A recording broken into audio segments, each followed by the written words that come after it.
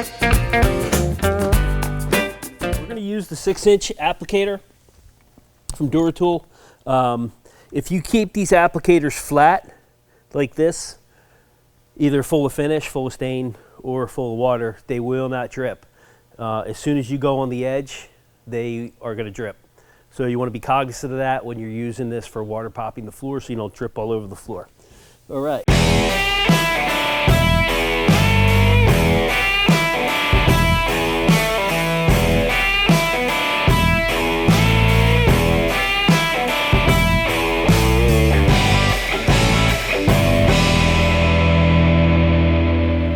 So there are many different methods to water popping a floor. We're going to do the simplest one.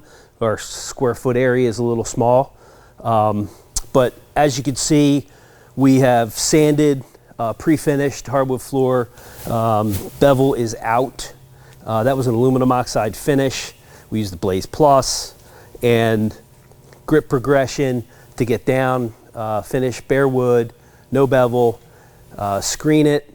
Now you can screen a water pop floor, very fine. Water is going to pop the grain fiber in the wood, and the least amount of raised grain fiber, the better the seal coat is going to be, and then consequentially the finish coats. Again, water popping the floor is going to give you that depth of color for a stain that you would normally not get if you were to just go to a 120 and then go ahead and stain. So the method that we're going to use is a flat nylofoam pad from Duratool. This is their 6-inch pad. They are available in 8, 10, and then also in the 12-inch T-bar refills. So these products are great for applying water-based finish, for water popping. Another method that you can use for water popping a floor, particularly a big surface area. And as you'll see, the type of stain that we're going to apply today is also used for gym floor finishing. So if you've seen gym floors where either inside the paint or the key area or inside the 3-point line, even the jump circle, where those are various colors and you can still see the wood grain, those are transparent stains. This method for getting that kind of color, you can use the water popping. In that square footage, you're probably going to want to use a pump sprayer.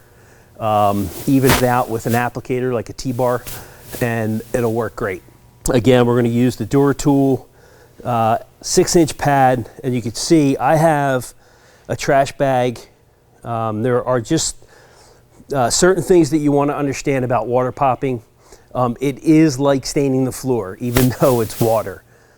You want to be careful with your drips. You want to be careful where you place the bucket. A bucket ring will show on the floor, particularly white oak, particularly the water.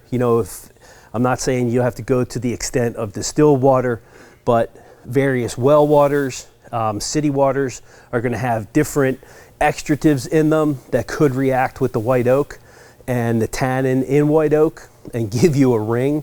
Where you set your pad down. If you're sweating and it's a summer job, it's 95 degrees in the mid-Atlantic and you're dripping sweat, you want to wear a headband.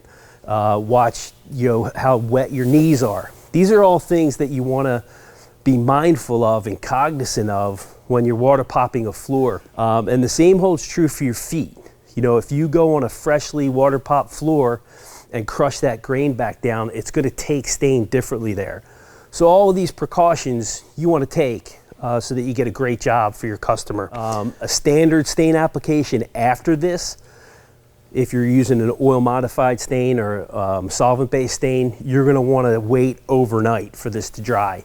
With the basic coatings hypertone stain that we're about to use, you can go ahead, not as long as it's not standing water on the floor and it just looks wet to the touch, semi-dry, you can actually apply the hypertone stain on that. So again, you're saving time. All right, so we've taken the appropriate precautions. We're going to water pop this white oak floor. As you can tell, it's the character grade floor. Once it was sanded, exposed the knots. Sometimes you get a lot of concentration of tannin around a knot or a piece of crotchwood. And so we've got sapwood. We're gonna water pop this, hopefully get an even stain. And we're gonna use the 6-inch applicator from Duratool. If you keep these applicators flat like this, either full of finish, full of stain, or full of water, they will not drip. As soon as you go on the edge, they are gonna drip. So you wanna be cognizant of that when you're using this for water popping the floor so you don't drip all over the floor. All right.